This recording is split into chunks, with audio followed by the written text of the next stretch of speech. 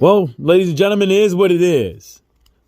I think Devin Haney versus Lomachenko was a good fight. I think Devin Haney versus Kambosos is a good fight. I think Kambosos versus Lomachenko is a good fight. And I think Kambosos versus Devin Haney is a good fight. And out of these three guys, I'm kind of, and who's really going to win those fights? You know, if Devin Haney fights Kambosos, I know everybody's out there saying, oh, Devin Haney's going to beat him and this and the third, but that might not be the case. And the same thing for Kambosos for Lomachenko. Who knows? Kambosos might get it. Who knows? Loma might get it. But the only thing I can say is that, Kambosos probably should have kept his mouth shut. He had some encouraging words to say leading up to his last fight about Devin Haney and his situation and about the franchise thing and all that stuff. But once he got it, he was gone. He was talking about who's the real champion and what would he do and all that stuff. And, he was doing a lot of pump faking. And then, his team had to tell him, like, hey, man, you're not guaranteed to win any of these fights. So why would you go ahead and give it all up just to fight one guy when you can go for a bag and then go for another bag again if you happen to win? Because Kambosos loses.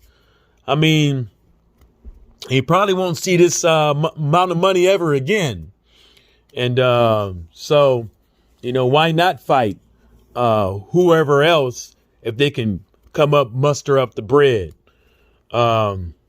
So that's just, how I think about it. I know some people would be like, oh, I don't give a fuck. I don't see it as ducking when Kambosos is still going to fight somebody he can lose against.